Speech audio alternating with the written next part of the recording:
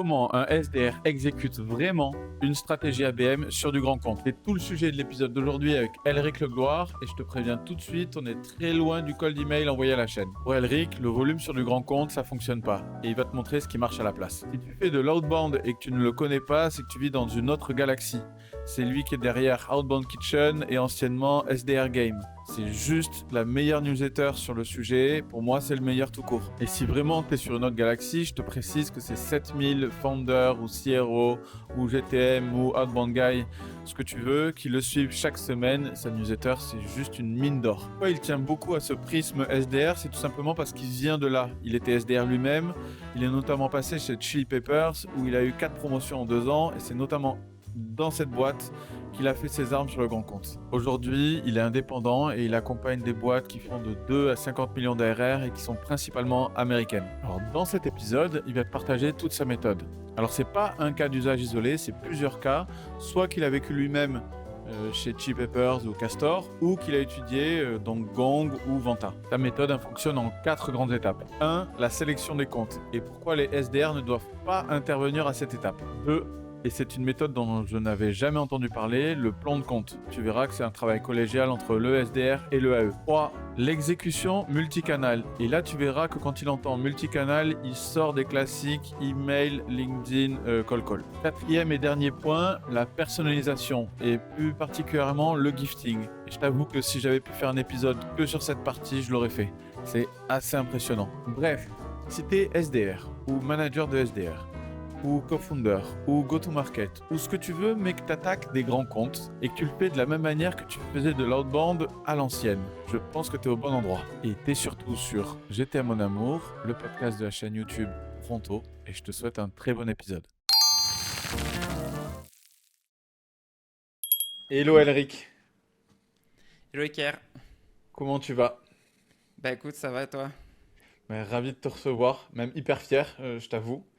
Euh, et on commence tout de suite par la question que je pose à chaque fois. Pour toi, c'est quoi l'account-based marketing? Pour moi, l'ABM ou Account Based Marketing, c'est comment tu alignes les équipes go-to-market ensemble, donc marketing, sales, SDR, CS, account management, pour aller chercher en fait des nouveaux clients ou faire de l'expansion sur des clients actuels. Et on va dire la stratégie dépend aussi du tiers que tu as. Donc pour moi, c'est ça. C'est pas juste parce que si tu entends ABM, il y a le mot marketing dedans, ça va un peu plus loin que ça. Je pense que généralement, ça s'arrête juste à marketing, mais pour moi, la définition, c'est toute l'équipe go-to-market. Intéressant. Et du coup, première question, je pensais pas te la poser. Tu mets tous ces gens dans le go-to-market, toi? Ouais, Ok. Même les accounts exécutifs, même tout ça. Tu les ouais, ouais. impliques. Et pour toi, du coup, ça veut dire quoi, go-to-market alors?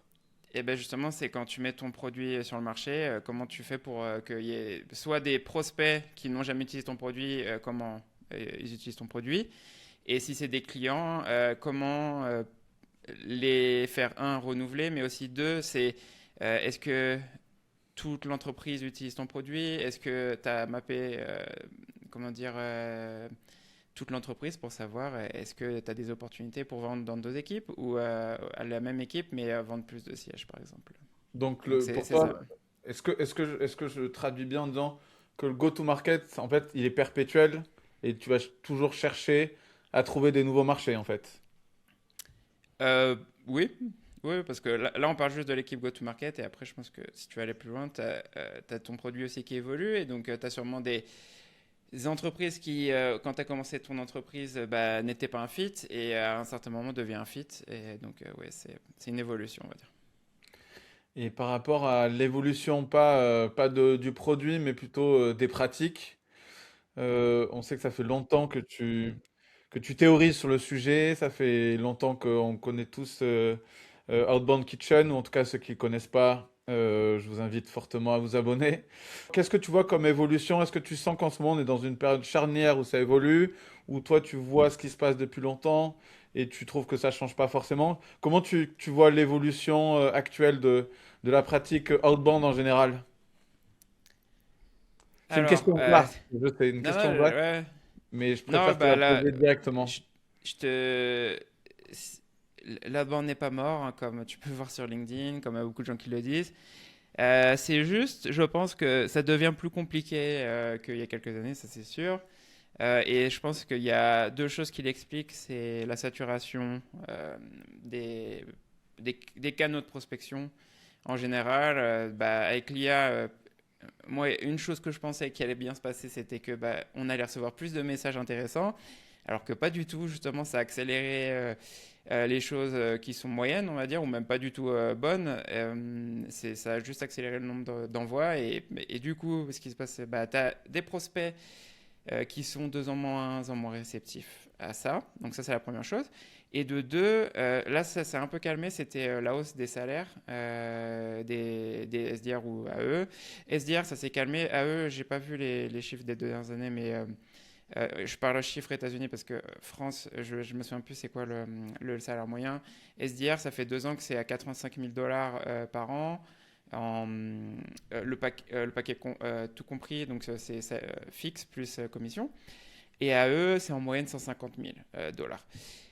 Donc, si en fait tu as une baisse peut-être du taux de réponse dans tous les canaux, plus une hausse des salaires, en fait le coût juste de l'outbound, ça augmente. Donc, malheureusement, ce qu'on faisait il y a peut-être 5-6 ans, aujourd'hui, faut être plus productif et faut arriver avec un meilleur message. Donc, Mais est-ce c'est qu'il y a ça, plus je vois d'SDR ou l'évolution. moins SDR d'avant? Est-ce que tu le sais ça? Moi, je sais Ah pas. non, ah oui, ça je sais, j'ai les chiffres et je les track. En un an, il y a eu plus de 30 000 SDR dans le monde.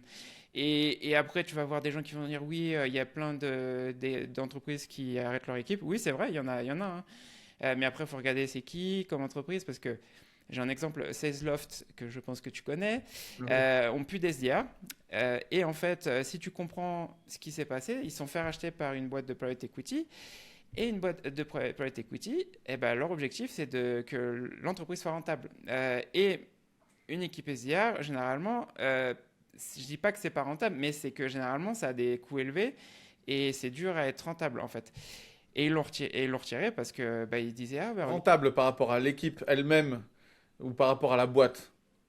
Est-ce que c'est une grande différence? ouais, non, ça va être les deux. Enfin, je t'ai dit oui et juste la boîte, mais non, c'est les deux parce que aujourd'hui, enfin, dans le passé, je pensais beaucoup aux rentabilités juste de l'équipe, mais au final, quand tu regardes, est-ce que si une entreprise est rentable, c'est tu regardes la production sur toute l'équipe, pas juste les SDR.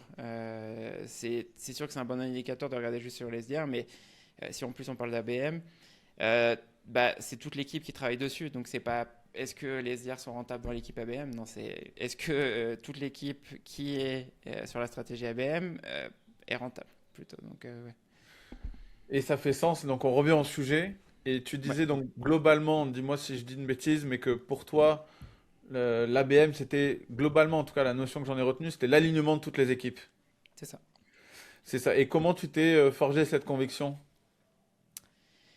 Eh bien, la première fois que j'ai dû me forger cette conviction, c'était quand j'ai fait de la prospection grand compte avec mon équipe aux États-Unis. Et pour l'avoir vécu, j'avais déjà fait de la prospection sur des rencontres dans d'autres pays et j'ai trouvé ça simple, j'ai pas trouvé ça très compliqué. Et j'en ai fait aux États-Unis, j'ai fait ah ouais, d'accord, c'est beaucoup plus compliqué. Et donc, quand j'ai commencé en fait à me poser des questions, à parler avec d'autres équipes, peut-être dans d'autres entreprises, et je me suis dit, attends, mais en fait, si tu fais de la prospection grand compte, eh ben, tu peux pas faire ça tout seul en fait. C'est pas en mode, on avait 3 SDR pour la partie new business, donc aller chercher des nouveaux clients, et un SDR pour la partie client. Donc c'est comment on va aller chercher des opportunités expansion et cross-sell.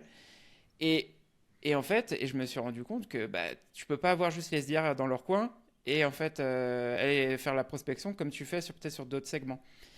Et c'est de là que j'ai commencé en fait, à discuter avec d'autres boîtes, à lire, à écouter des podcasts et tout. Et en fait, j'ai appris que le compte-based marketing, c'est une des façons d'aller chercher les bons comptes. C'est une stratégie, c'est pas juste une tactique pour aller chercher ces comptes-là. Et quand tu commences à bosser en fait, main dans la main toutes ces équipes-là, tu te rends compte que c'est beaucoup plus facile de commencer des conversations et de closer des deals avec des grands comptes en fait. Parce que je pense aussi la particularité des États-Unis, c'est que c'est le plus gros marché, mais c'est aussi le marché le plus sollicité. Donc, faire juste un call ou envoyer un email, c'est pas suffisant. C'est pas ça qui va te faire ouvrir un grand compte aux US. Et c'est de ce dont on va parler aujourd'hui, du coup. C'est ça. Trop bien. Euh, Qu'est-ce qu'on peut lui donner comme titre, même s'il changera sûrement sur YouTube? C'est Ouais. comment structurer et animer une équipe SDR quand tu as fait de l'ABM? Ouais, ou pour moi, c'est plus comment une équipe SDR exécute dans une stratégie ABM.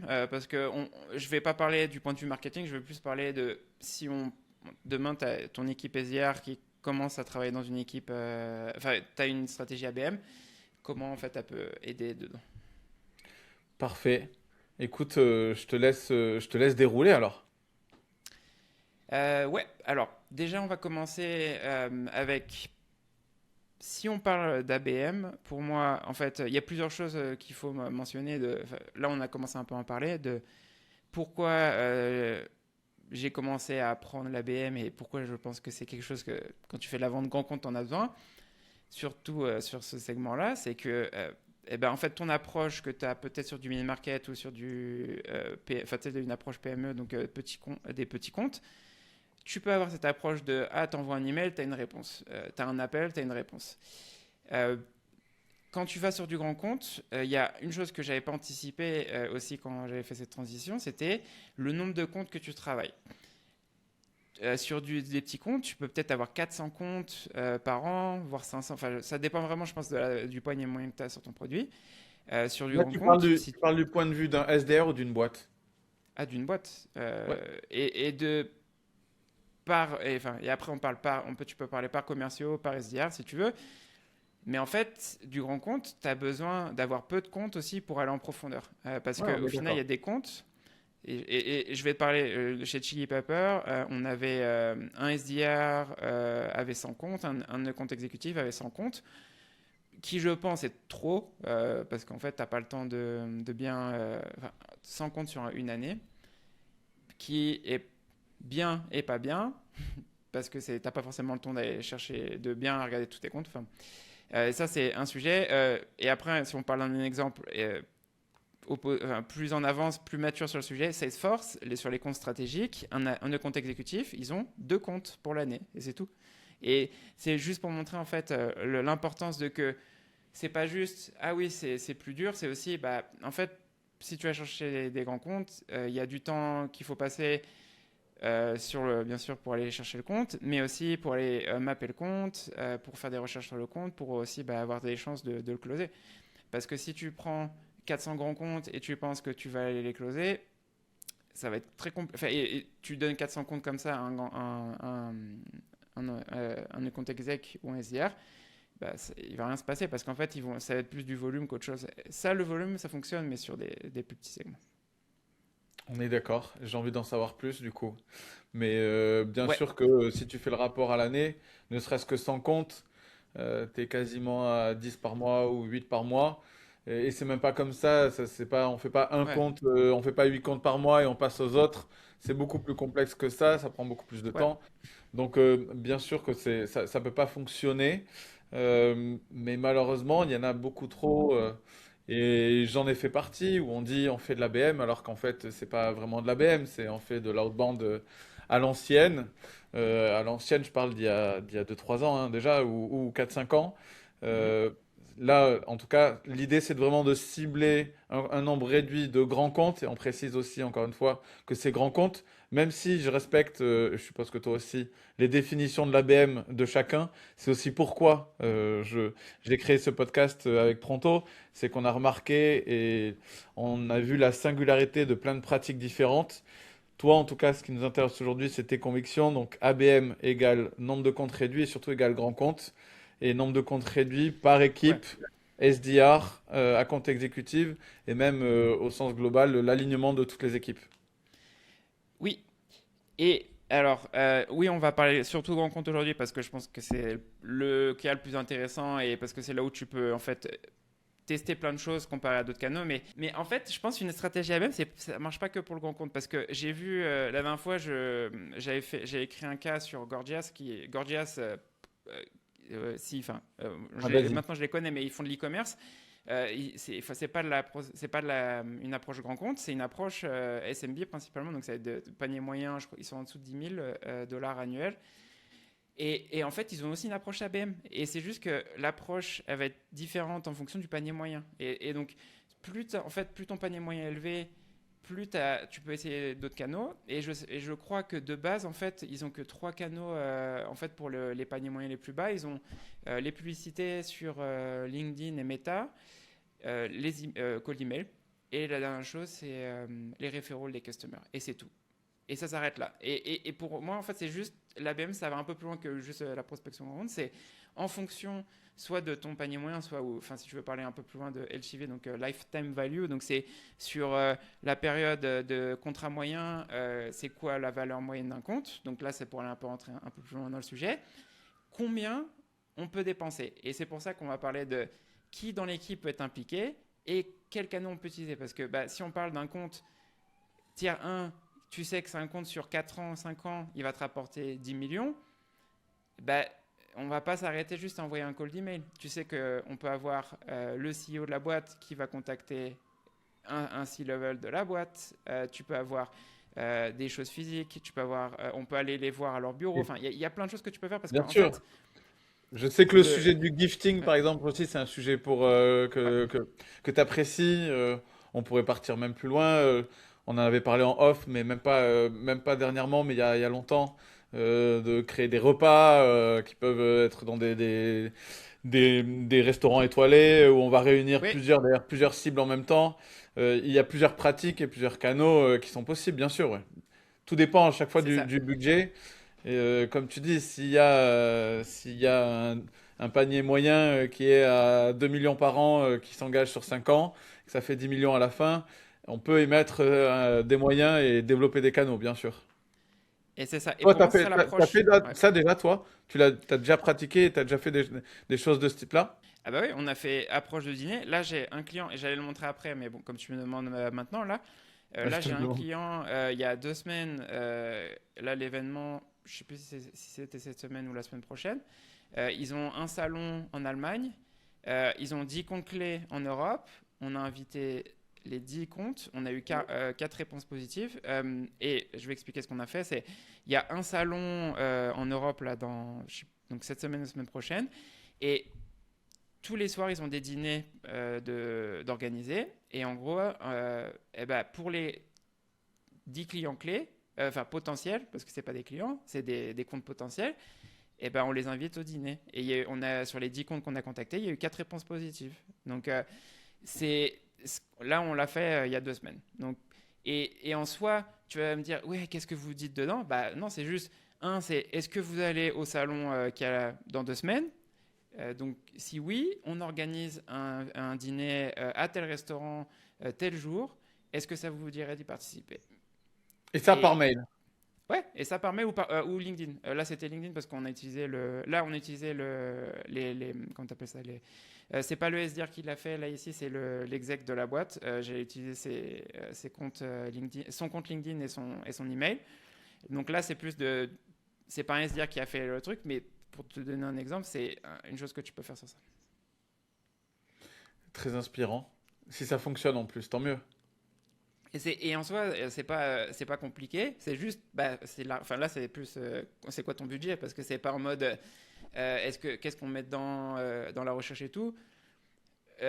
En soi, c'est juste un budget. Tu nous diras le restaurant, tu me diras le restaurant off. On sait jamais, ça peut faire une adresse de plus dans le carnet. Du coup, quand même, globalement, Ouais. toi, quand tu développes des stratégies, ton prisme, il est très SDR. Oui. Et du coup, en parlant SDR, de comment le SDR peut. Là, on parlait des différents segments, et je pense que sur les différents segments, le SDR, il va être impliqué dans les différents tiers. Le SDR va pas forcément être impliqué de la même façon dans chaque tiers, mais en gros, généralement, ça, c'est les 3 canaux de base pour le SDR. Ça va être LinkedIn, l'appel et l'email. Et c'est pas l'un ou l'autre, c'est tous les canaux ici, généralement. On va parler en général parce que je sais que si tu fais de la prospection à des restaurants, oui, peut-être tu peux peut-être pas utiliser LinkedIn par exemple ou l'email, mais ça va être plus des appels. Et encore que, tu sais, maintenant, il y a des restaurants qui sont créés par beaucoup de businessmen qui ont ou businesswoman, je ne sais pas la différence, qui ont des LinkedIn. Et puis beaucoup mettent les restaurants dans le même segment de l'Horeca et dans l'hôtellerie, il y a beaucoup plus aussi de LinkedIn. Il- En tout cas, personnellement, moi de mon expérience, j'ai plus trop de règles par rapport à LinkedIn, tellement il y a de monde dessus. C'est Je ça. parle Ben, pas, évidemment, je parle pas du fast-food du coin, mais après, pour tout autre restaurant, j'ai plus trop de règles. J'ai plus trop de règles personnellement. ouais. Bah, après, je pense que oui, ça va dépendre du restaurant. Mais là, je parlais avec une boîte de Y Combinator la semaine dernière qui font de la prospection, enfin, qui font de la vente au restaurant. Panier moyen très bas, ils sont entre 6 et 10 000 par an. Enfin, le call call, c'est ce qui fonctionne le mieux pour eux. Après, c'est sûr qu'il y a peut-être des cas particuliers, mais je sais que pour eux, c'était le call call. Et voilà, enfin, si on commence à en traiter dans tous les cas particuliers, je sais qu'il y a, Ben il y a oui, certains, il y a compliqué. certains secteurs, on va.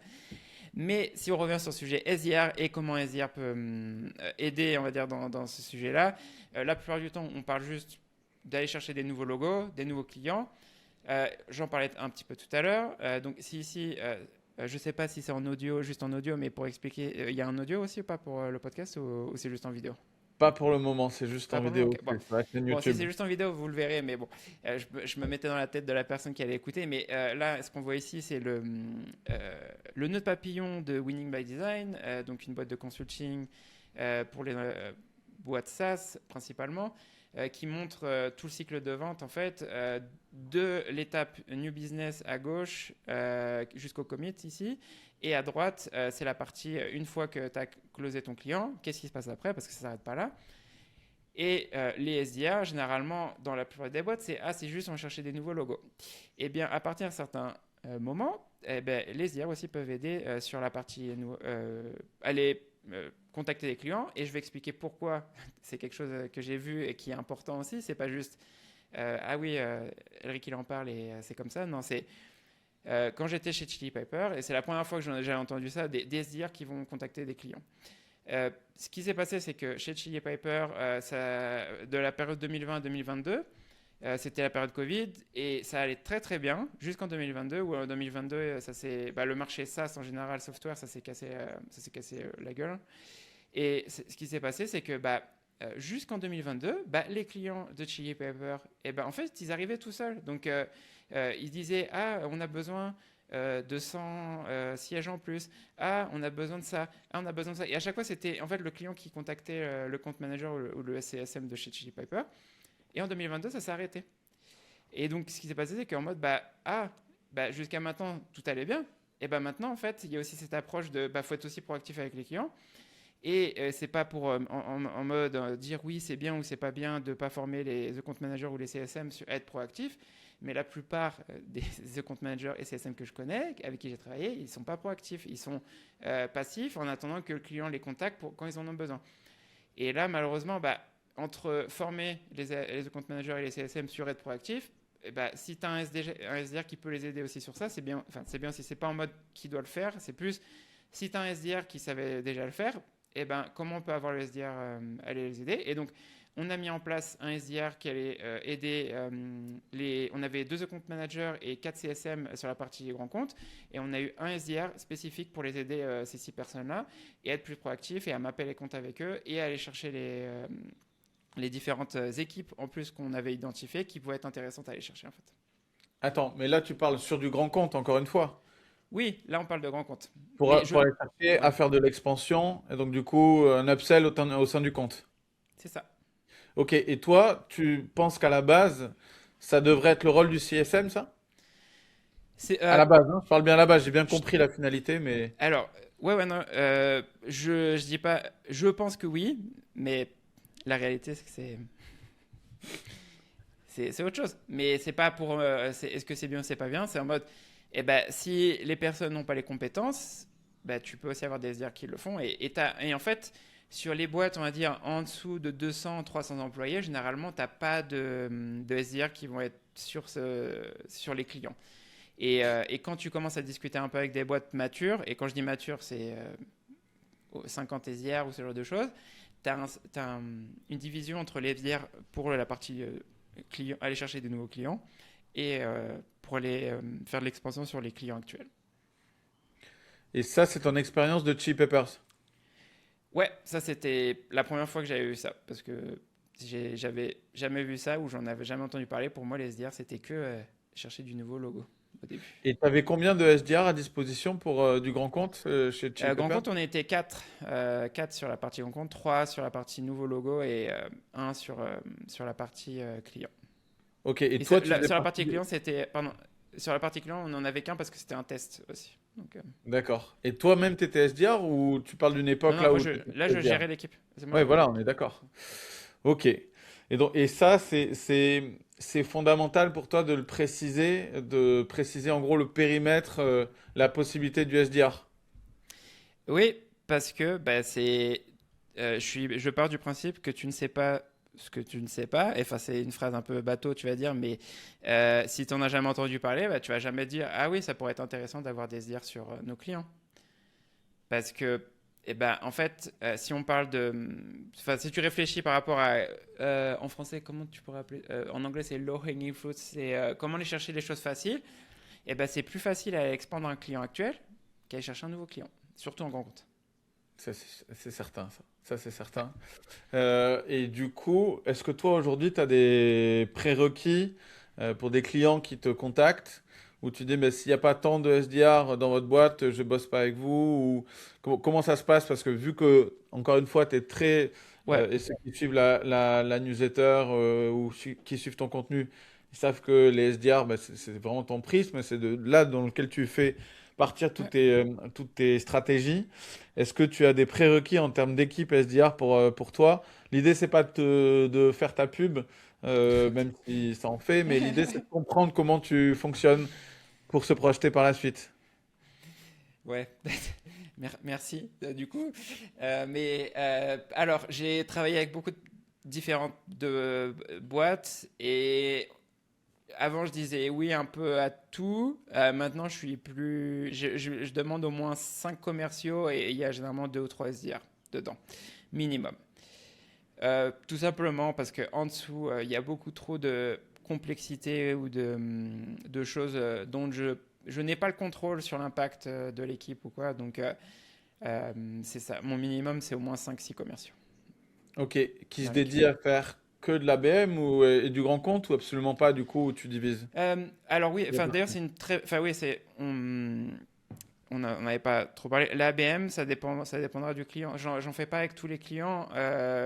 Enfin, si on parle de grands comptes, mais l'approche BM, je la mets dans tous les clients avec qui je bosse, mais il n'y a pas forcément du grand compte dans tous les clients avec qui je bosse.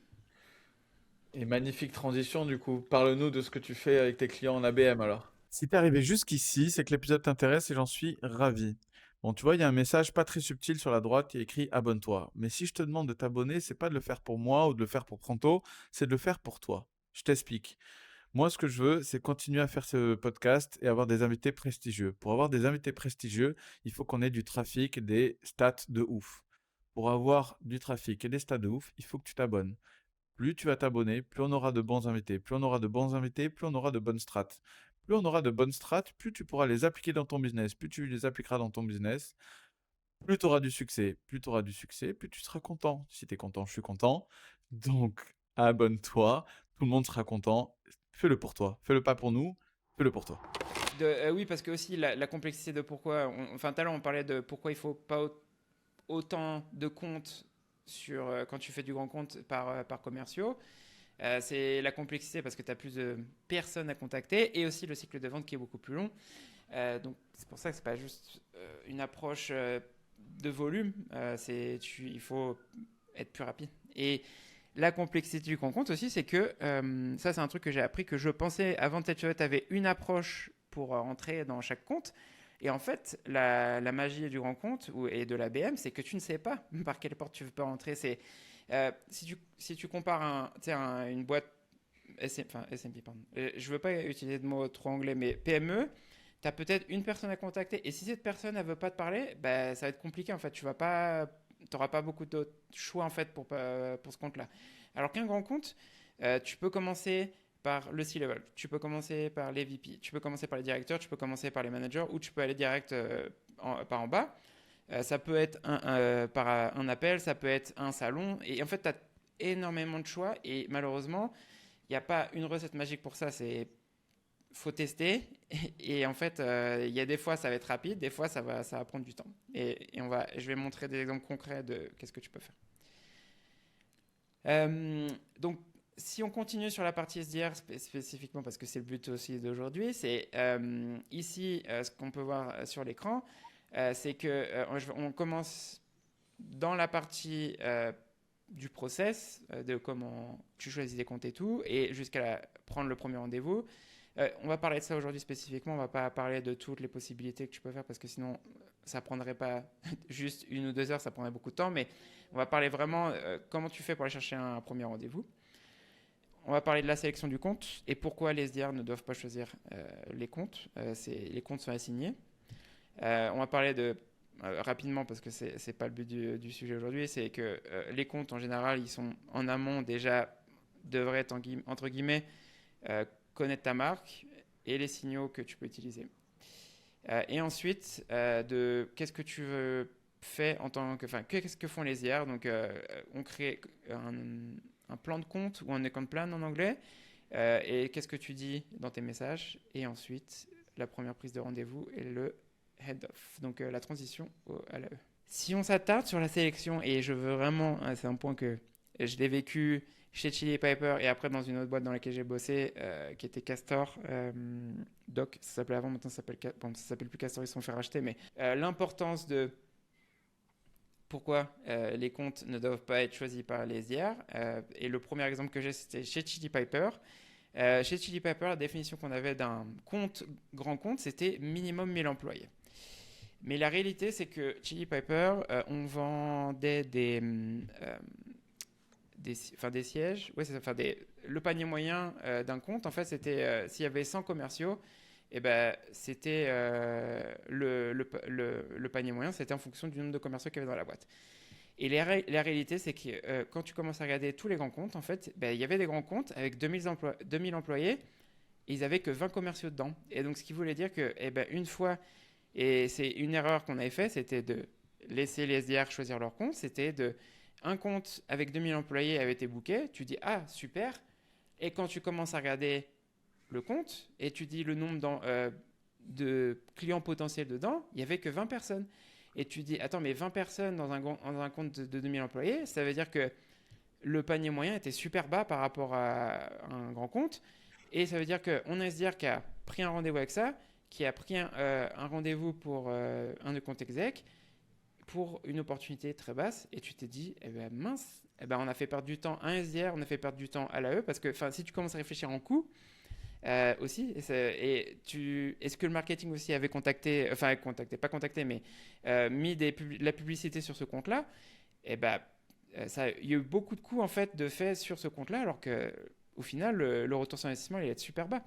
C'est un cas que je vois souvent, que moi je vis et que j'ai vu grâce au podcast ou à d'autres rencontres. En fait, il y a une multitude de cas isolés.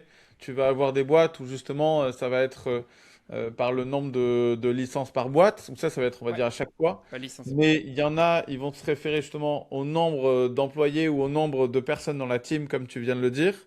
Mais parfois aussi, c'est contre-productif et il y a des cas d'usage où on va remarquer qu'en fait, c'est plutôt justement par le cas d'usage et par la pratique ou tu vois, un besoin spécifique des boîtes où on va avoir une boîte où ça va être un nombre d'employés plus réduit, mais qui vont avoir plus d'usage sur un cas d'usage précis et donc du coup qui potentiellement apporte plus de business.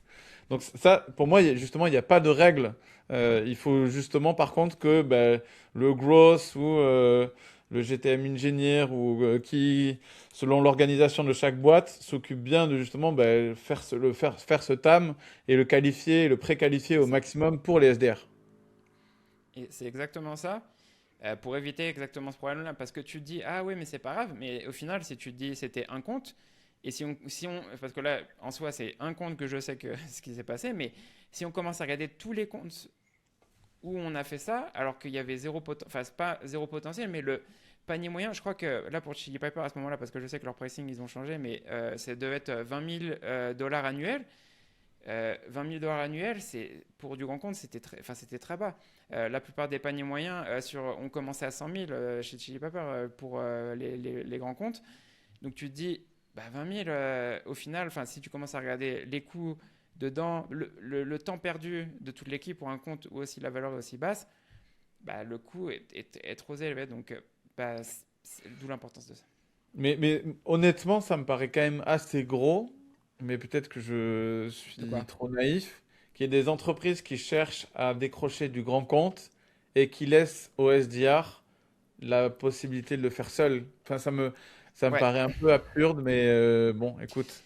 Et ben, sur des petites boîtes, c'est ce qui se passe, hein, malheureusement. Et bon, c'est comme ça. Mais on est là pour parler de qu'est-ce que tu fais, du coup, pour ça. Et tu mets une définition de, par exemple, sur du grand compte. Chez Chili Pepper, c'est la définition qu'on a mis, c'était au moins 300 commerciaux dans l'équipe. Et 300 commerciaux, tu n'en as pas énormément des boîtes où il y a 300 commerciaux. Donc, c'était plus sélectif. Et c'était du coup en amont scoré pour de te dire, si on sait que ce compte-là, il est sur la liste, c'est qu'il a au moins 300 commerciaux. Et on l'avait pas fait chez Chili Piper, mais l'idée, c'est de voir le panier moyen potentiel en fait, dans le compte par rapport au nombre de licences qu'on peut vendre. Donc, pour prioriser ça. Et ce scoring, pareil, Mhm. c'est forcément... Qui s'occupe du scoring? Ça dépend des boîtes. Ça peut être l'équipe Ops, ça peut être le go-to-market engineer, ça peut être l'équipe marketing, ça dépend. Et toi, quand tu t'intègres dans des projets comme ça, est-ce que toi, c'est le rôle que tu prends, c'est Ouais. celui-ci ou tu dois justement... Oui, oui, moi généralement je le mets en place parce que c'est pas fait. Ou c'est fait, mais c'est pas, ça va pas. Là on parle juste de panier moyen, on parle pas, pardon, de licence, on parle pas parce que là l'autre exemple que je vais parler aussi de pourquoi aussi c'est autre chose à mettre en place, c'est les critères que tu utilises pour ton scoring. Et c'est généralement c'est la première chose que je fais parce que tout ce que tu vas faire dans ta stratégie ensuite et l'exécution, si tu contactes pas les bons comptes, ça va pas fonctionner. Donc c'est là où je commence. Et donc ça, ce scoring, tu peux pas non plus le faire tout seul, tu es obligé de faire des workshops avec le client pour Non, déterminer ou non? non, si, je peux le faire.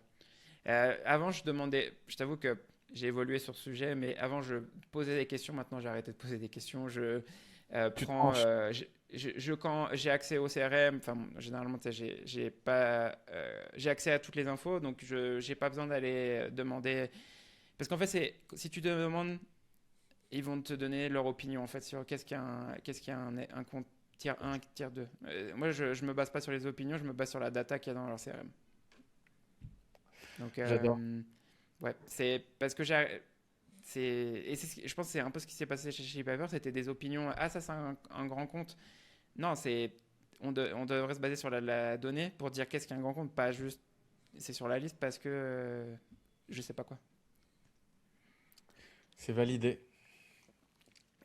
Parce que là, on parle le côté panier moyen. Et la deuxième chose, c'est le fit et les chances potentielles d'achat. Et je vais parler, ça c'est un autre exemple que j'avais eu chez CastorDoc du coup. Là, on va parler plus de la maturité de la boîte par rapport au sujet que tu vends. Ah oui, j'avais pas précisé. Chez Chili Pepper, on vendait principalement à des marketing directeurs, directeurs marketing et des directeurs commerciaux qui avaient des équipes sales principalement. Chez Castor, ça c'était plus un produit technique, donc je travaille principalement avec des directeurs engineering, pardon, et l'autre chose c'était data. Donc les sujets data, donc Chief Data Officer, VP of Data. Et le sujet qu'il y avait, c'est que en fait, tu pouvais vendre en théorie à toutes les boîtes qui ont une équipe data. Donc ce qui veut dire dans le monde que j'avais fait une liste, il y avait 36 000 comptes. Mais si on commence à rentrer un peu plus dans le sujet, la solution qu'on vendait était une solution c'est pas très en avance par rapport au marché, mais c'était plus quel type de boîte utilisait la solution de Castor. Et en fait, quand on a commencé à rentrer un peu plus dans le sujet, on a commencé à voir qu'ils utilisaient des outils comme Snowflake, BigQuery, Redshift d'Amazon. C'était des outils, on va dire, dans le cloud, et ce qui veut dire que c'était on va dire des solutions un peu plus modernes que d'autres solutions techniques qu'il y avait sur le marché. Et quand on a commencé à faire la liste de tous ces critères-là, on est passé d'une liste de 36 000 comptes à 3 000 comptes. Et pourquoi on a fait ça? Eh ben, ce qui s'est passé, c'est que ça, c'est un souci que je vois souvent aussi, c'est que ne pas avoir une approche ABM. Et ben en fait, j'avais dans cette entreprise-là, ce qui s'était passé, c'est qu'il y avait des gens qui contactaient des boîtes par rapport au job de la personne. Donc, on avait dit qu'il y avait un titre qui était intéressant, un job qui était intéressant à aller chercher, c'était data governance. Donc, c'est la personne qui est en charge de qui a accès à quoi de la donnée dans la boîte. Je ne vais pas rentrer plus dans le détail parce que l'idée, c'est d'expliquer pourquoi. Et il y a des gens en fait dans la boîte qui avaient commencé à contacter toutes les boîtes avec ce poste-là. Mais le souci qu'on s'est retrouvé, c'est que une fois on a eu un rendez-vous pris avec un ministère des États-Unis qui était, oui, ils avaient le bon poste, mais eux, ils étaient encore sur des solutions Oracle, ils utilisaient Oracle pour des solutions data, et on sait que Oracle, c'était pas un bon fit. Donc, c'est pourquoi il faut commencer par les comptes. C'est une des raisons de pourquoi il faut le faire. Et donc, on pensait qu'on avait 36 000 comptes, et au final, on avait 3 000 comptes qui étaient vraiment des comptes intéressants pour Castor.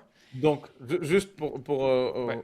synthétiser, les 36 000 comptes de base pour en Ouais, arriver aux 3 000, les 3 c'est 000, ça. c'est pas un tiering, c'est juste le fit. Les 3 000, c'est le TAM en fait. On va dire que c'était plus les tiers 1, tiers 2. Tu veux Donc, dire, ouais, ok, non, mais tu veux ouais. dire, ok, d'accord. C'est Ouais. le tiers 3, vous l'excluez. S'ils arrivaient en inbound, on prenait le call, mais en outbound, on n'allait pas les contacter. Ou on Non, mais n'allait attends. pas. Là, pour le coup, il n'y a pas d'inbound, outbound. Vous avez un TAM et vous essayez de le qualifier ou de le déterminer. Ouais, Ok. Donc là, sur les 36 000, on va dire que vous avez fait un scoring de manière à isoler le tiers 1 et tiers 2. c'est ça. Et du coup, une fois que vous aviez isolé ce tiers 1 et tiers 2, vous n'avez plus que 3 000 comptes. C'est ça. Ok, donc la première grosse phase, et c'est assez commun avec d'autres projets que j'ai vu passer, c'est vraiment déterminer le TAM et de le qualifier de Ouais, manière à avoir la crème, ou en tout cas son tiering ou déterminer un tiers 1, un tiers 2. Là, dans le cas précis, on est sur un tiers 2. Tiers 1 et tiers 2. c'est ça. Pour éviter les problèmes que j'ai mentionnés tout à l'heure, en fait, c'est de dépenser du temps, parce que même le temps, au final, c'est de l'argent, parce que tu as un salaire, t'as le salaire de toute l'équipe. Et si on commence à mettre de l'argent dans de la pub ou même du temps d'un SDR sur un compte qui devrait pas être considéré comme un tier 1, c'est pour éviter tous les problèmes que tu auras ensuite par rapport à ça. Ok, donc rentabilité d'argent, mais aussi forcément de temps et Ouais, d'exécution du SDR. c'est ça. Tout à l'heure, on parlait, et là, je vais te parler un peu de la différence, enfin, les différentes façons que tu as pour aller chercher un compte. Je te disais que sur la partie grand compte, tu n'as pas une façon de rentrer dans un compte. Et la dernière fois, j'avais vu un post sur LinkedIn qui disait oui, l'approche de bas en haut, c'est ce qui est mieux pour rentrer dans un grand compte. Bah, pas forcément, en fait. Ça ne veut pas dire que c'est la meilleure approche, mais c'est plus si tu as déjà essayé de contacter les bonnes personnes, les décisionnaires, et ils ne te répondent pas, oui, tu peux tester ça, mais pour l'avoir fait beaucoup tester sur beaucoup de comptes, des fois, le décisionnaire va te répondre et va te dire quelle personne est en charge de cette initiative dans la boîte. Des fois, ils vont jamais te répondre. Donc, c'est pas l'un qui est mieux que l'autre. Non, c'est faut tester. Bien sûr, le plus rapide, c'est de contacter le décisionnaire, parce que si le décisionnaire est déjà dans la boucle dès le début, ça va aller plus vite dans le reste. Mais surtout que c'était marqué dans une des slides que tu as mis avant, Ouais, et j'en ai l'expérience aussi. Généralement, dans les grands comptes, il y a plusieurs décisionnaires, il y a plusieurs personas. aussi. Donc, Ok. en réalité, personnellement, j'y crois pas trop qu'il faut rentrer par le bas ou par le haut. En fait, il faut rentrer par partout. C'est par tous les Ouais, personas, que ce soit les décisionnaires, les opérationnels, les influenceurs. Et le but, c'est d'arriver, et c'est ça la complexité, d'après moi, c'est d'arriver à créer ce mot magique que personne n'aime, mais de créer des synergies, mais pas entre eux et nous, mais juste déjà entre eux. C'est qu'ils arrivent à ouais, s'aligner sur une problématique, l'assumer et d'entrevoir en tout cas une possibilité d'utiliser la solution pour répondre à leurs problématiques de manière alignée. C'est ça qui est assez compliqué. Donc, Ouais. Tout dépend de la définition de cette personne qui a fait le post et qu'est-ce que ça veut dire pour lui grand compte. Mais quand on est sur du grand compte, il faut généralement aller partout en même temps, en fait. C'est savoir. La question, c'est savoir Ouais, qui fait quoi. Enfin, je sais pas si c'est t'as ça. le même avis ou la même expérience, mais Euh, Bah si, j'ai le même avis parce que enfin, c'est comme on revient sur le sujet de par où tu rentres, bah tu sais pas qui va te répondre. Donc faut tester plusieurs personnes dans la boîte. Je sais que généralement sur du grand compte, et là ça va vraiment dépendre de ton produit si tu es dans une nouvelle catégorie. Et quand je dis nouvelle catégorie, c'est est-ce que ton produit résout un problème nouveau, c'est-à-dire qu'il n'y a pas de solution existante qui le font. Donc généralement, la plupart du temps, ils utilisent des solutions manuelles dans la boîte, ils n'ont pas une solution qui l'ont en place. Ou alors tu es dans une catégorie où en fait il y a déjà des solutions et toi tu as une solution qui est un peu plus moderne, on va dire, où là, bah, en fait, si justement tu es sur ce cas-là, bah, tu auras sûrement des bloqueurs aussi dans la boîte en face de toi et qu'il faut identifier. Parce que par exemple, tu sais que si tu as un champion de ta solution concurrente dans la boîte, là, bah, c'est pas lui que tu vas aller forcément aller contacter. Tu vas le mettre sur la liste des gens à ne pas contacter justement dans la boîte, par exemple. Et je te donne ces exemples-là parce que chez Chili Piper, quand on mappait les comptes, on avait des solutions concurrentes et on avait pour chaque compte des gens à ne pas contacter par rapport à ça. Parce que c'est pas juste les gens à contacter, mais il y a aussi les gens à ne pas contacter dans la boîte. et est-ce que tu peux du coup expliquer cette manière de mapper? Bah, en fait, tout simplement, tu as trois niveaux.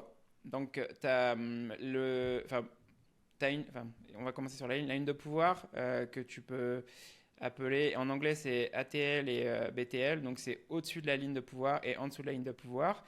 Et sur du grand compte, les gens qui sont au-dessus, c'est tout ce qui va être Chief Revenue Officer, Chief Marketing Officer, VP of Marketing, où ils ont un pouvoir de décision sur les projets et un budget généralement.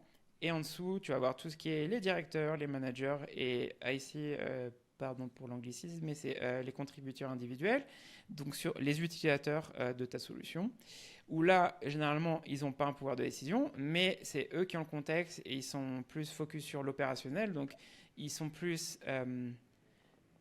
ils voient ce qui se passe tous les jours, soit avec ta solution concurrente, soit avec la façon de comment ils résolvent le problème aujourd'hui, parce que euh, généralement, c'est eux qui vont avoir cette info-là. Euh, sur du grand compte, le C-level ou le VP, ils vont être déconnectés de ça, de l'opérationnel généralement. Donc, c'est ça l'idée avec cette map-là. Ok, donc en bas les opérationnels, au-dessus les décideurs. C'est ça, Si on simplifie. c'est ça. Ok. Voilà. Et une fois, quand tu commences à rentrer dans le sujet de qu'est-ce que tu fais et tu fais quoi à quel niveau, quand tu contactes bah, les gens qui sont sur l'opérationnel, tu vas parler plus de... Parce que si on parle de... On contacte, par exemple, si je prends l'exemple de Chipper, quand on contactait des IR, on leur demandait qu'est-ce qu'ils utilisent pour prendre des rendez-vous, qu'est-ce qu'ils utilisent pour savoir à quel compte exécutif ils prenaient un rendez-vous. Et ensuite, ça nous donnait des informations de est-ce qu'ils utilisent nos concurrents ou pas. Et quels sont les problèmes qu'ils vont rencontrer par rapport à ça. Parce que une équipe qui a 300 commerciaux et qui n'utilisent pas d'outils, par exemple, eh ben, c'est beaucoup plus facile à quantifier le problème qu'ils vont avoir sur le compte parce que on a l'info des gens qui sont sur le terrain qui te disent ah bah on prend les rendez-vous à la main. Pour savoir à quel compte exécutif je prends, bah, on a un Excel. Prochain rendez-vous, c'est telle personne. Et bon, l'idée, c'est d'avoir ces infos-là que tu as sur le terrain que malheureusement, tu ne trouveras pas sur Internet. Parce que là, c'est plus l'idée de ça. Donc c'est plus une enquête plutôt que de chercher à vouloir Ouais, convertir ou alors.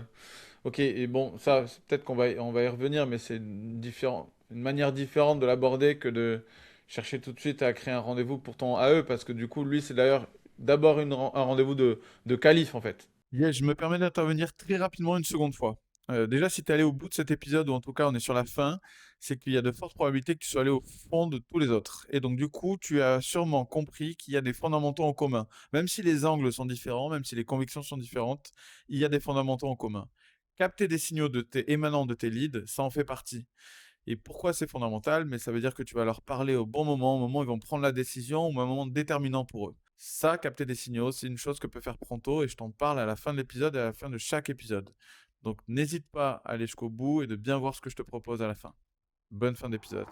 Mais magnifique, tu me montres le message, donc Ouais. tu lis dans mes pensées. Parfait. Ça, c'est plus des exemples de pourquoi.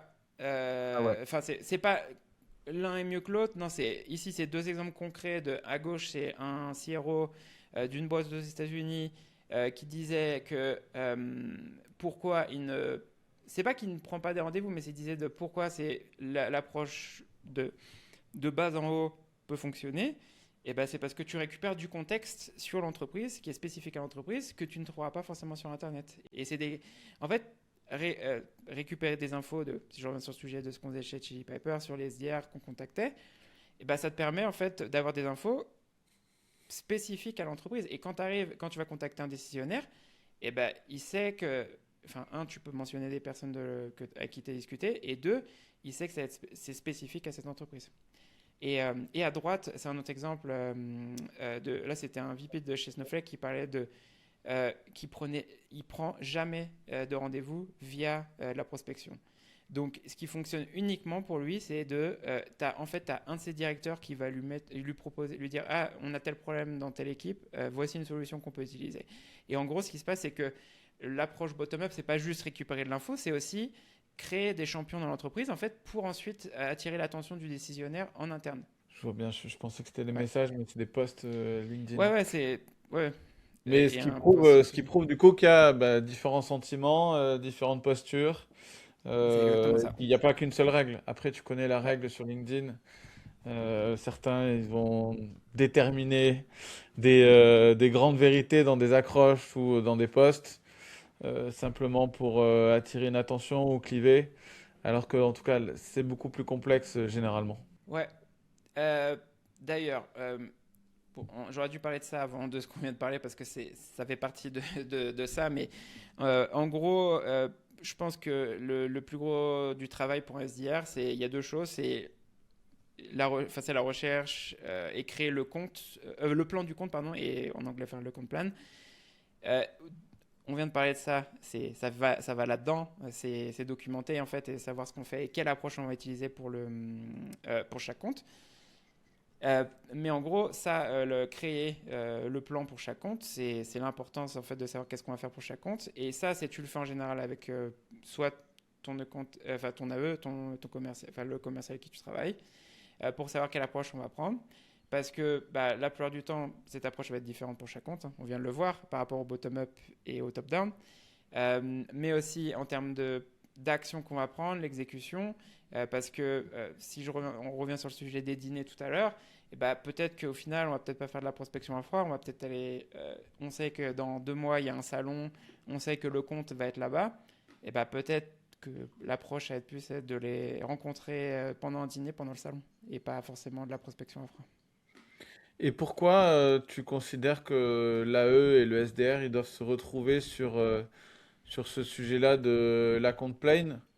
Enfin, Ouais. du mapping, on peut dire mapping aussi, enfin, c'est pareil pour toi? En fait, c'est dedans. En fait, ça va dedans. Ça va dedans. En fait, c'est quelle approche on va avoir pour le compte. Mais normalement, une fois que c'est déterminé, on va dire une fois dans l'année entre eux, après ils le savent, et donc du coup, le SDR, il sait quoi faire. C'est juste, enfin, il me semble, toi, ce que tu dis ou ce que tu proposes dans cette réunion, c'est est-ce qu'il faut se répartir des rôles sur des points de contact, tout ça? C'est plutôt dans cette optique-là? Oui, il y a ça. Et aussi, qu'est-ce qu'on. Parce que, en fait, ce qui se passe aussi, c'est que la plupart du temps, le compte exécutif aussi, peut-être qu'il est. Bon, et s'il est nouveau, c'est bien sûr, ça n'applique pas forcément sur ce côté-là. Mais la plupart du temps, quand j'avais commencé chez Chili Pepper, par exemple, les 3 comptes exécutifs sur la partie grand compte étaient déjà là. Donc, ils avaient beaucoup d'informations qui n'étaient pas forcément documentées. Donc, Ok. l'importance de planifier ça aussi, c'est d'avoir cette info que eux ils ont sur le compte que tu n'as pas forcément dans le CRM. Et c'est aussi là, Ouais, c'est ça, si on spécifique reparle à du chaque sujet compte. de c'est quoi l'ABM, c'est l'alignement entre toutes les équipes. Et vu qu'il y a des pratiques différentes dans chaque compte, peut-être Ouais, qu'une pratique qui est pour l'un est OK et elle n'est pas OK sur un autre. Donc, c'est des réajustements perpétuels, quoi. c'est exactement ça. Et donc, Donc il y a 4 étapes pour la partie planification sur chaque compte. C'est donc la recherche. Et ici, c'est limité. J'avais oublié de le mettre, mais on repart sur le sujet de est-ce que, par exemple, le compte exécutif a de l'information sur le compte qui n'est pas forcément documentée dans le CRM ou dans ton plan du compte. Oui, eh ben, tu commences par ça. Est-ce qu'on a des conversations avec ce compte dans le passé? Est-ce qu'on a eu des opportunités? Eh ben, tout ça, il faut l'utiliser pour savoir, en fait, parce que tu peux le réutiliser en fait, dans ta prospection et dans ton approche avec le compte. En plus de ça, il y a toute la recherche du coup, en ligne. Donc aujourd'hui, à l'avant, on faisait à la main, mais aujourd'hui, tu peux utiliser de l'IA pour faire ça parce que il y a beaucoup. En plus, si tu parles de grands comptes, il y a énormément d'informations en ligne. Si tu commences à lire tout, tu vas commencer à passer beaucoup de temps. Donc l'IA, ça te permet de trouver simplifier, faire des résumés de ce qui se passe sur les comptes en ligne. Donc par exemple, si c'est une boîte publique, pardon, j'ai mis 10K, c'est un terme aux US. 10K, c'est le rapport annuel de la boîte. Est-ce que ça va bien? Est-ce qu'ils ont des initiatives stratégiques qui sont en rapport avec ta solution? Comment ça se passe niveau financier dans la boîte et tout. Donc ça te permet en fait d'avoir des infos de est-ce qu'on a des possibilités ou des projets en interne qui peuvent être utilisés dans la prospection par exemple par rapport à ça. Earning call, pardon, pareil, je l'ai mis en anglais, mais il y a des boîtes tous les trimestres, ils ont un appel avec leurs investisseurs où dedans ils vont parler de certaines choses aussi pareil, des initiatives qui ont peut-être changé par rapport au rapport annuel. Des challenges ou des risques qu'il y a sur le marché qu'ils sont en train de rencontrer, qu'il faut faire ça. Et là, tu te dis, ah putain, ça fait plein d'informations. Ben oui, en fait, l'idée, c'est si on a déjà des infos sur le compte dans le passé et qu'on a discuté, plus ce qu'il y a en ligne, et en fait, ça permet d'arriver en fait avec des hypothèses sur ce qui se passe dans leur entreprise et comment ta solution en fait peut les aider soit sur par exemple, une initiative stratégique. Donc quand je dis ça, par exemple, c'est l'entreprise que je suis en train de contacter, ils sont en train d'ouvrir des bureaux en Europe.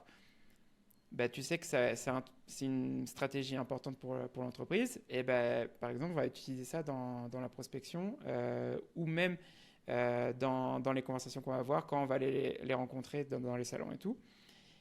Et en plus de ça, bon, on en a parlé tout à l'heure, c'est comment tu mappes le compte et les gens que tu vas contacter dedans. Super clair. C'est quoi la partie en jaune que je vois? Ouais, c'est parce que je me suis dit, bah, c'est bien, on en parle, mais si tu veux, enfin pour les gens qui regarderont la vidéo, on fera un doc où il y aura, je partage le template de mon compte plan que tu peux utiliser, enfin qui pourront Magnifique, utiliser par rapport à ça, et des magnifique, exemples d'emails aussi qu'ils peuvent utiliser pour les différentes approches qu'on va voir aujourd'hui. sublime. Et donc, là, on a déjà commencé à en parler tout à l'heure, mais du dîner. Donc, bon, on va pas le répéter, mais sur la partie SDR, il faut pas le voir juste, il faut pas se limiter juste à 3 canaux, donc email, LinkedIn et téléphone. Ça peut aller plus loin. Et là, on a déjà parlé des dîners, des invités au dîner, mais c'est un mix entre dîner et salon. Donc, on parlait tout à l'heure des 10 comptes clés qu'ils ont, mon client a en Europe. 4 on dit oui pour qu'on se rencontre. Donc ça, c'est une chose. Mais ça, c'est pour les comptes clés. Ensuite, pour les comptes tiers 2, pour eux, l'approche qu'on a eue, c'est un rendez-vous au salon, sur le salon. Parce que le potentiel du compte est plus bas, donc on ne va pas forcément dépenser autant d'argent sur ces comptes-là. Et là, on a contacté 40 comptes, il y a eu 5 rendez-vous de prix. Le taux est plus bas, mais aussi on a mis plus d'efforts sur les comptes clés que sur les tiers 2. Ça reste un très bon taux quand même. Oui, mais c'est pour eux, c'est un compte clé pour ce client-là. Ce qui est intéressant et qu'on a vu dans les chiffres et dans la donnée qu'ils ont, c'est que et je ne sais pas pourquoi c'est comme ça, mais sur tous les tiers, le tiers 1, tiers 2, tiers 3, le cycle de vente est le même partout. Donc, que ce soit une grosse entreprise ou une moyenne entreprise, ben, le cycle de vente, c'est 6 mois. Donc, je lui ai dit, ton panier moyen est élevé sur les tiers 1, on va mettre plus d'argent sur tes tiers 1. C'est pas qu'on ne va pas s'embêter sur les tiers 2, mais si ton cycle de vente est le même partout, on n'a pas besoin forcément d'optimiser pour chaque tiers, quoi. Enfin, si, mais Ok. ouais, Donc, attends, simplement, si je reprends là où on en est, ouais, c'est évidemment le TAM à structurer, à, on va dire, nettoyer, préqualifier. Une fois c'est ça. c'est fait, il y a euh, ton plan à mettre en place. Une fois que ton Ouais, plan il est mis en place, tu mets en c'est place l'exécution, l'exécution. c'est Et ça. moi, ce qui est pas encore clair pour moi, c'est la Dis-moi. différence entre le plan et l'exécution. Bah, le Est-ce plan, que c'est c'est pas la savoir en même fait. chose au final? Bah, non, parce que je vais t'expliquer pourquoi. Alors, le plan, euh, ça te permet de savoir qu'est-ce que tu vas faire sur chaque compte.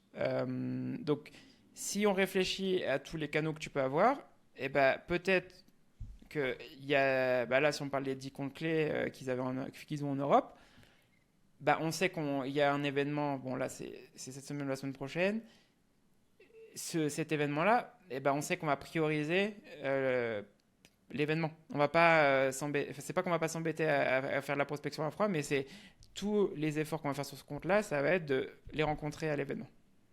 Donc c'est la planification, ça permet de faire ça. En fait, ah oui, on n'a peut-être pas bien parlé dans le plan, mais c'est aussi sur l'année, quels sont tous les salons qu'il y a ou événements où ces clients peuvent être. Donc ça, c'est une chose. Et deux aussi, où sont les bureaux de ces entreprises-là? Parce que si bah, les bureaux ils sont dans la même ville que l'événement, bah, ça va être plus facile à prioriser. Donc la planification, c'est savoir en fait qu'est-ce qu'on va faire sur chaque compte. Et c'est ça l'approche par compte. Et besoin concret, donc il y avait un compte, bah, on va parler de Castor, parce que là je te parle d'un exemple que j'ai déjà partagé publiquement, que je sais que je peux parler. Donc ça c'est un exemple, un compte clé qu'on avait chez Castor, c'était Gong. Donc si tu es familier avec Gong, solution d'enregistrement, donc très connu dans le monde des commerciaux aux US. L'approche il y a eu ici, c'était bon, j'ai juste fait de la prospection et ça, on a réussi à prendre un rendez-vous, mais c'était une approche sur le compte. Donc sur ce compte-là, il y avait eu un podcast avec un des directeurs de l'équipe data qui était sur un podcast que j'ai utilisé pour contacter l'entreprise. Donc j'ai utilisé de l'IA pour faire la recherche, hein. Mais ça m'a permis en fait de comprendre qu'est-ce qui était Et- pertinent parce que bon, une des raisons pour laquelle j'avais commencé à utiliser l'IA aussi, et c'était chez Castor que j'avais fait beaucoup d'utilisation d'IA sur la partie rencontre, c'était que Castor, comme je le disais tout à l'heure, c'était un produit technique. Donc je ne suis pas un ingénieur, j'ai pas une expertise sur la partie données. Et ben, il y avait beaucoup de sujets que si j'écoutais le podcast, je ne comprenais pas. Tu sais, je me disais, il parlait de certains sujets, et je me disais, bon, ok, mais j'arrivais pas, tu sais, à connecter comment dire, comment on pouvait les aider par rapport à ça en fait. Et l'IA, ça m'a permis en fait d'accélérer ça. Et maintenant aujourd'hui, j'utilise même sur des sujets que je comprends aussi, mais ça me permet de le faire plus rapidement. L'IA, ça m'a permis de faire ça en fait. C'était, ok, dans cette interview, ils ont parlé de ce sujet-là. Ok, Castor peut les aider sur tel challenge. Et là, enfin, on va parler du message à droite qui est après ici, qui est le résumé de tout ça. Ça m'a permis de faire ça en fait. Ça m'a permis de qu'est-ce qui était important pour eux, les challenges qu'ils avaient actuellement et aussi les initiatives qu'ils avaient sur la partie technique de Gong et comment Castor pouvait les aider. Et quand tu dis de l'IA, ça Ouais. paraît un peu vague. Tu parles de quelle IA, comment, Ouais. quoi, via quelle Euh, feature? là, c'était ChatGPT qui me l'avait utilisé. Donc, c'est la recherche en ligne. Ça m'a permis de trouver, un, l'interview et deux, de faire un résumé de cette interview pour me dire qu'est-ce qui était pertinent par rapport à la solution de Castor. Ok, aussi Et simplement que ça, quoi. oui, voilà, tout simplement. Qui, aujourd'hui, tu peux. Là, c'était manuel parce qu'à l'époque, j'avais pas moyen de le faire sur plein de comptes, mais aujourd'hui, je peux le faire sur plein de comptes en même temps, en fait, par rapport à ça. Et justement, aujourd'hui, comment tu utilises toujours ChatGPT pour faire ça? Alors, je fais toujours des tests à la main avec ChatGPT pour faire, oui. Et ensuite, j'utilise des outils comme Clay ou Claude Code pour le faire, mais sur plus de comptes en même temps. Ok, on est d'accord. Toujours à la main, pourquoi? Parce que je contrôle la qualité des prompts, parce que bon, je travaille pas pour une entreprise, donc j'ai toujours besoin en fait de tester en premier les agents qu'on utilise ou les prompts qu'on utilise pour chaque client pour contrôler la qualité, en fait. Parce que malheureusement, tu as toujours des petites choses qui ne sont pas forcément pertinentes ou pas intéressantes. Il y a des exemples avant, on va dire il y a peut-être 2-3 ans, l'IA faisait beaucoup d'hallucinations, aujourd'hui beaucoup moins. Je te confirme. Du coup, ce que j'avais utilisé sur cette approche-là aussi, et d'où l'importance aussi de, quand on parle d'une approche de compte aussi, moi il y avait une chose que j'avais beaucoup appris et que j'ai, grâce à mon expérience chez Chili Pepper, et aujourd'hui aussi une façon de l'ABM, de comment je pense à l'ABM, c'était, on m'avait toujours dit, quand tu fais la prospection, tu recherches 3 choses à dire sur la personne, en fait. Et c'était toujours sur la personne, sur la personne, sur la personne. Et quand je dis la personne, c'est tu vas sur le profil de Iker et tu cherches 3 choses à dire sur lui pour la prospection. Et en fait, moi, le souci que j'avais eu, c'était que ça marche très bien quand tu es actif. Donc, pour toi, ça marcherait très bien. Je pourrais trouver très facilement des choses rapidement. Mais quand j'ai commencé à faire, par exemple, là, comme chez Castor, des profils plus techniques, et tu vas sur le profil LinkedIn, il n'y a rien, en fait. Ouais. Et j'étais en mode, je fais, mais c'est pas possible. Et en fait, j'ai commencé à avoir plus cette approche de compte, donc à trouver des challenges ou par exemple, là, comme ici l'exemple de l'épisode. Un de leurs directeurs a dit qu'ils avaient ça comme problème. Et ensuite, je contactais, pour Gong, j'avais 6 prospects potentiels que j'avais identifiés. Et j'avais utilisé cet épisode pour ça. Et là, on voit à droite le résultat. Il y avait Yarin, qui était du coup leur directeur, qui avait parlé d'une problématique qu'ils avaient sur le podcast. Et là, j'ai contacté une autre personne dans l'équipe, qui était, d'ailleurs, c'était un de ses collègues et pas une personne de son équipe. Donc j'avais contacté le directeur Analytics. Et je lui ai dit, ouais, ton collègue Yarin, il a parlé de ce souci-là que vous avez sur tel podcast. Notre solution, Castor, elle aide justement à simplifier ce challenge. Est-ce que ça t'intéresse d'en discuter? Et au final, parce que si je reviens sur le sujet j'avais contacté ce directeur Analytics et j'allais chercher son compte, en fait, il n'y avait rien sur son profil. Mais là, en fait, j'ai utilisé un challenge qu'un de ses collègues a utilisé pour aller chercher et écrire ce message. Et c'est quelque chose que j'ai appris, en fait, malheureusement, c'est que les conseils que tu vois sur LinkedIn qui te disent oui, il faut trouver 2-3 choses sur chaque prospect, bah, malheureusement, ça ne marche pas dans tous les marchés. Ouais, j'entends. Moi, honnêtement, en plus, quand tu fais de la compte-based marketing, sur la personne, bon, si t'as quelque chose de pertinent, tant mieux. Mais généralement, c'est plus une logique de groupe et un besoin de groupe. Exactement. Mais par contre, là, forcément, même si je dis souvent que la copie, c'est la cerise sur le gâteau à la fin, là, on voit qu'il y a une espèce je dirais pas de referral, mais il y a un double signal, en tout cas, ou une double info que tu exploites. C'est ça. Mais par contre, dans la copie, à la fin, il n'y a même pas de call to action. C'est plus, si ça t'intéresse, dis-moi. Tu fais Ouais. exprès de ne pas être plus dans l'action que ça. Et comment ça se passe? Il va y avoir une séquence là derrière où le message il est ultra ponctuel et tu l'as envoyé manuellement. Dans quel contexte Ouais. il est ce message? Enfin, tu as donné le contexte des signaux que tu as captés avant, mais qu'est-ce qu'il va Ouais. y avoir par la suite? Pourquoi t'écris le message de cette manière-là? Surtout sur la fin, Euh, tu parles du non call to action. alors, ouais, bah, tu vois, j'avais pas vu, enfin, j'avais oublié ce call to action là. Mais alors, pour moi, et ça, c'est peut-être mon point de vue, mais je pense que le call to action, c'est pas le plus important du message généralement. C'est la recherche et comment tu positionnes ce que tu as trouvé sur eux. Ici, en fait, là, ouais, on est sur des profils techniques et je sais que être pushy dans l'approche de prendre un rendez-vous, je sais que ça va pas fonctionner. Donc, c'est plus être en mode une approche casual en anglais, mais Mhm. être en mode, dis-moi si ça t'intéresse d'en apprendre plus. Et c'est tout. Euh, Ouais, je sais je- pas si c'est casual, mais en tout cas, casual, je l'associe c'est moins beaucoup plus pushy en ça. fait. Pour moi, c'est moins pushy. Ouais, C'est pas voilà, en c'est mode, est-ce plutôt que ça, tu veux ouais. en discuter?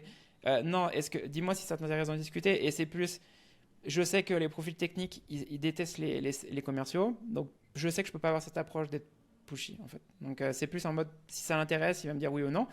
Là, sur ce compte-là, parce que là, je parle d'un exemple, hein, parce que pour moi, on parle souvent des résultats. Mais j'avais cette approche sur des comptes, il n'y avait pas de réponse. Et on a pris les rendez-vous d'autre façon. Mais là, sur ce compte-là, c'est l'approche qui avait fonctionné. Le rendez-vous était pris en 2 heures avec ce compte-là. J'ai envoyé le message, 2 heures après, il m'a répondu et on a eu le meeting. Magnifique. Est-ce que Donc, ça aurait été une erreur, tu penses? S'il n'avait pas répondu, tu aurais fait quoi? sur ce compte-là, on aurait regardé d'autres personnes dans le compte et continué à contacter d'autres personnes dans le compte. Et aussi, comme c'était un compte clé, regarder les événements où ils allaient être Donc, il n'y a pas de et essayer de les logique contacter. de séquençage ici, il n'y a pas de... C'est vraiment de l'orfèvrerie, ou en tout cas, ou du one-to-one à chaque fois, très ultra sur mesure, quoi. Là, chez Castor, on n'avait pas une approche très avancée en ABM. Donc, on testait la prospection. Si ça fonctionnait pas, on allait tester autre chose. Ok, Donc, la prospection, ça fonctionnait sur ce compte. super clair. Là, on va parler plus de cadeaux. Je peux pas parler spécifiquement de ce qu'on a fait avec mon client parce que mais j'avais pas de photos ou d'exemples à montrer. Mais là, c'est un exemple qu'il y avait sur LinkedIn que on a mis en place chez un client aussi, euh, où on a testé. Je pense que c'est une autre technique sur les grands comptes qui peut être utilisée.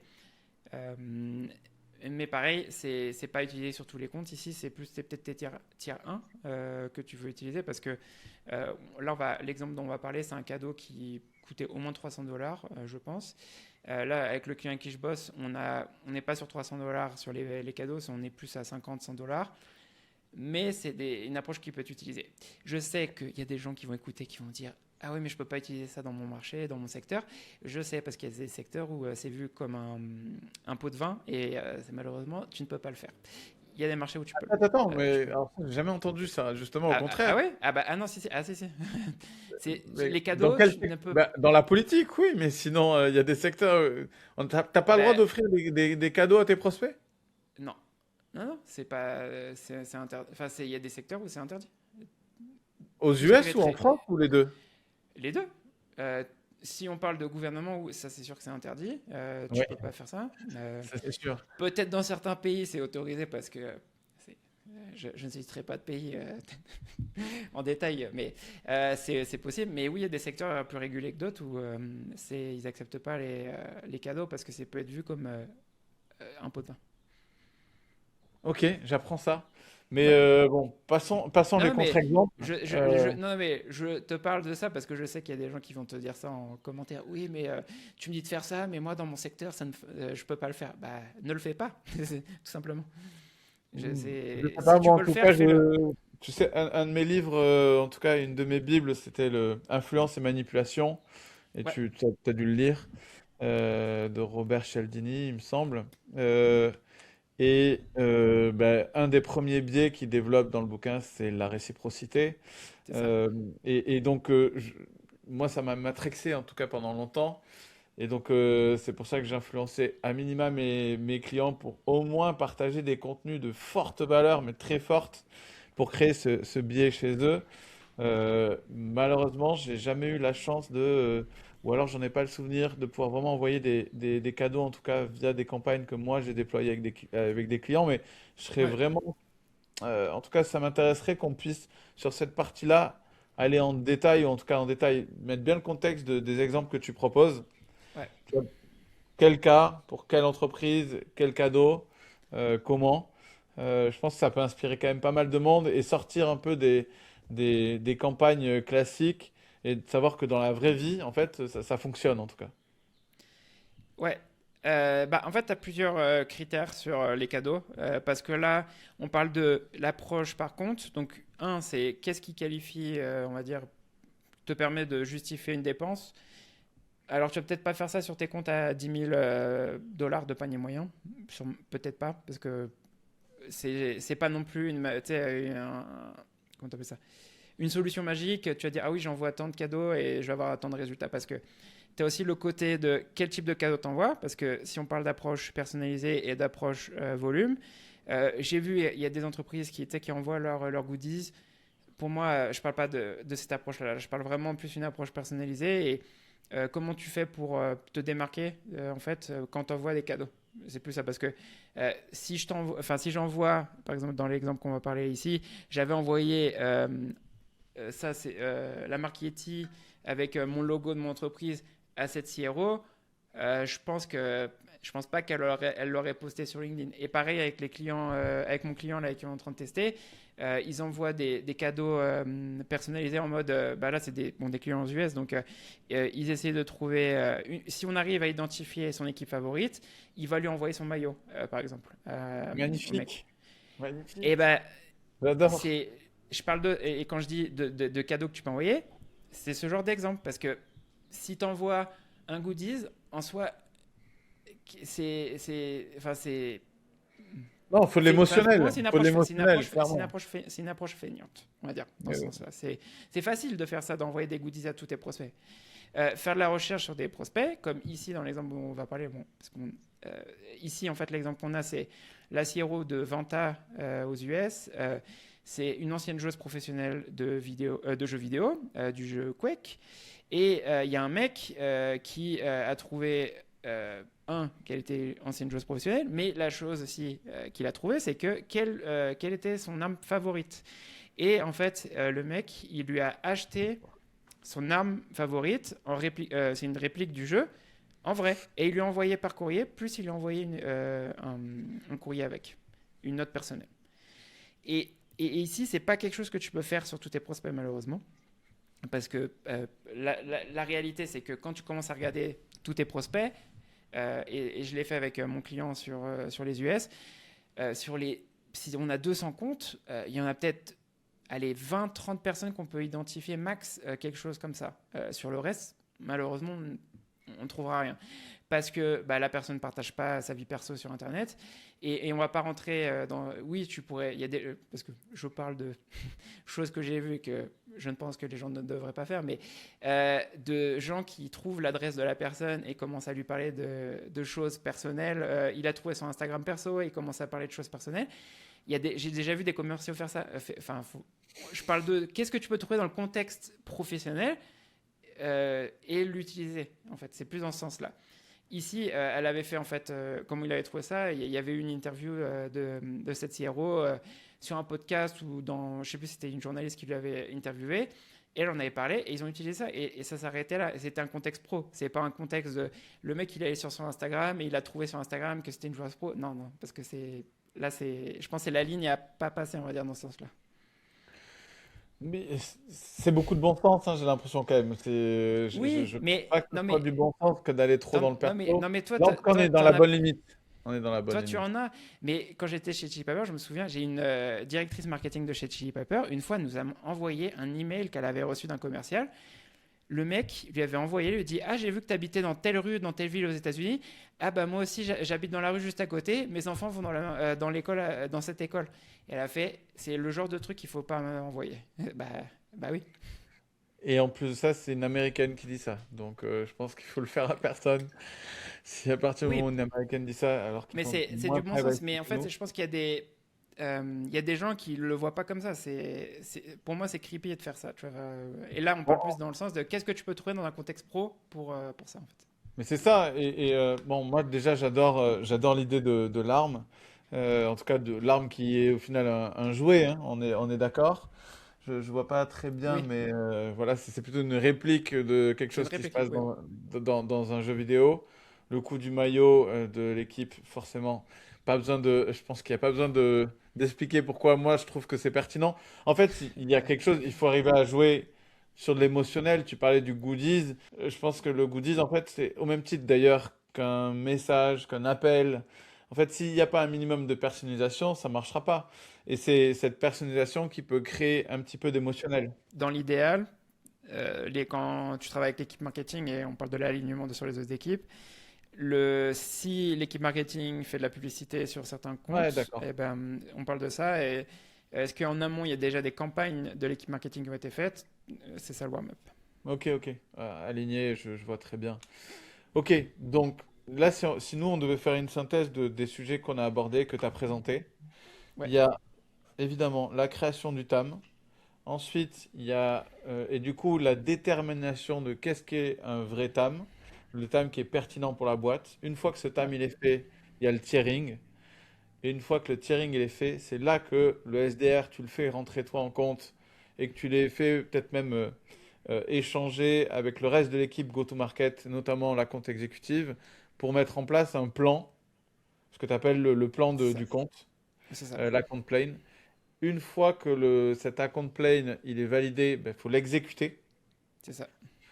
Et ce qu'on a pu voir à la fin, c'est que toi, ce que tu dis, c'est que dans cette exécution-là, il ne faut pas rester fermé sur des pratiques, on va dire, très formelles, à savoir du call call, de l'email et LinkedIn.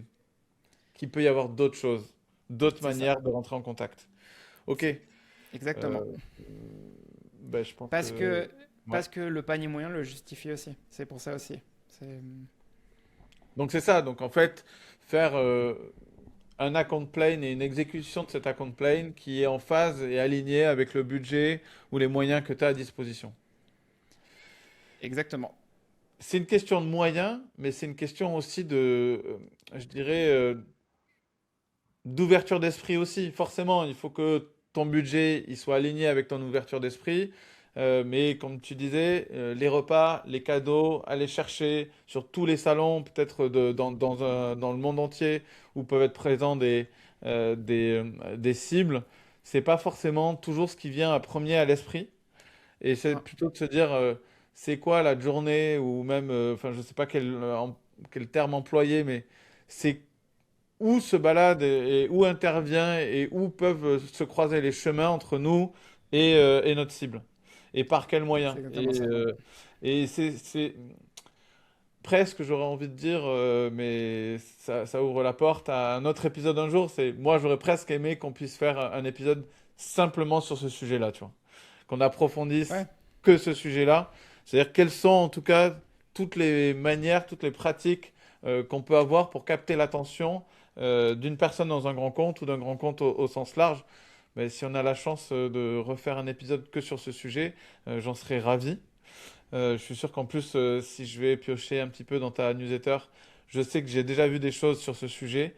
ouais. On pourrait en retrouver et faire un condensé de tout ça. Ben, merci Elric pour cette présentation, super clair. Le plan est assez clair pour moi, donc en plus de ça, je vais pouvoir générer un playbook qui, à mon avis, euh, va être apprécié par les auditeurs.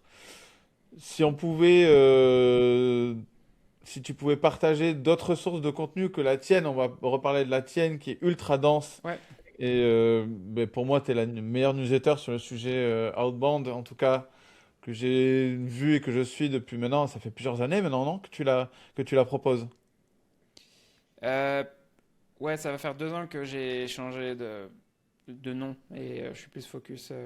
Enfin, c'était SDR Game avant et maintenant c'est Outbound Kitchen. Mais c'est plus d'un point de vue du, du directeur commercial ou directeur marketing, comment penser à l'outbound en fait.